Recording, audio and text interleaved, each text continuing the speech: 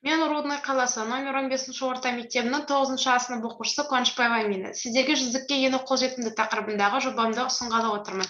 Жалпы жобамның мақсаты тәуелсіздік дәуірінде еліміздің көркеюіне елеулі үлес қосқан, дарыны мен заманауи Қазақстанды жасап жатқан нақты адамдарды қоғамға таныту. Міндеттері қазіргі көшбасшыларды ұсыну мен анықтаудың ғылыми негіздемелік критерийлерімен қалыптастыру.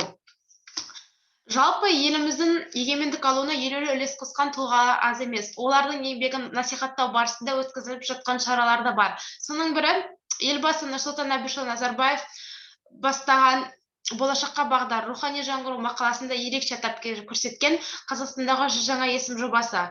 Осы жоба аясында сіздерге Қостанай облысы Рудный қаласы номер 15 орта мектебінің биология пәнінің жоғары санатты мұғалімі, педагог шебер, үздік педагог 2016 байқауының жеңімпазы Өміржанова Сайра Еспайқызы туралы айтқым келіп отыр.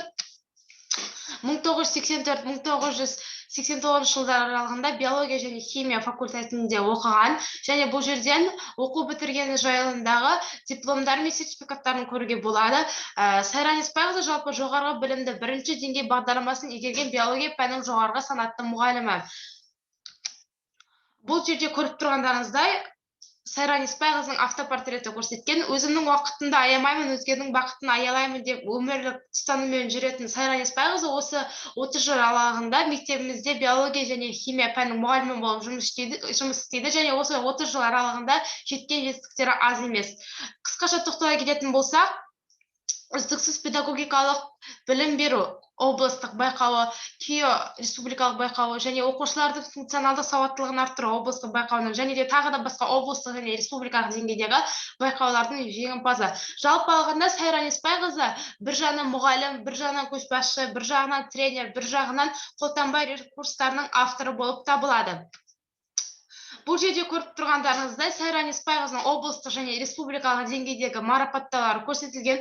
Қысқаша оларға тоқтала кететін болсақ, республикалық деңгейдегі үздік педагог 2016, және де сонымен қатар облыстық деңгейдегі үздік педагог 2016, және де кәсіби шыңдалу мұғалімдер олимпиада және білім сайысындағы бірінші және екінші жүлделі орындары.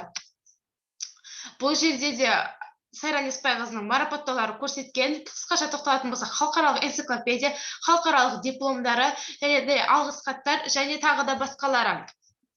Ұстаз еңбегі жемістің еленуі. 30 жыл аралығында осындай жетістікке жету Сайра Еспайқызына оңай болған жоқ. Қаншама ауыртпашылықтың тигенін оны жақсы білеміз, және де биология және химия пәнінің мұғалімі болу қаншалықты жауапты әрі қиын іс екенін біле тұрса да, алған мақсат қойып қазіргі таңда көптеген жетістіктерге жетіп отыр. Мысалы, бұл жерде көріп тұрғандарыңыздай, Сайра Еспайқызы қазіргі таңда қаламыздағы құрмет тақтасына суреті салынған, және де тағы да ұстаздық еңбектің жинақтамаларында, және тағы да басқа жинақтамаларда, альбом журналдарда суреттері бар. Осы орайда өз ұсыныстарымды білдіре кетсем, білім жолында еңбегі сіңіп нәтижеге қол жеткізген ұстаздарымызды насихаттау жұмыстарын жандандыру қажет, және де үздік педагогтар арқылы оқушыларды мамандық таңдауға баулу жолдарын қарастыруымыз керек. Және ең соңғысы, белсенді ұстаз ретінде білім саласындағы еңбектерін бағалай отырып, оқушыларға кездесулер мен сұхбаттар ұйымдастырудың жолдарын қарастыру.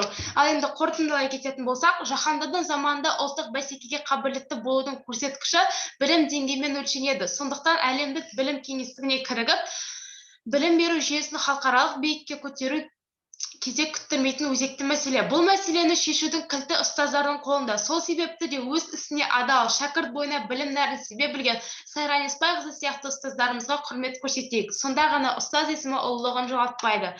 Назарларыңызға көп-көп рахмет.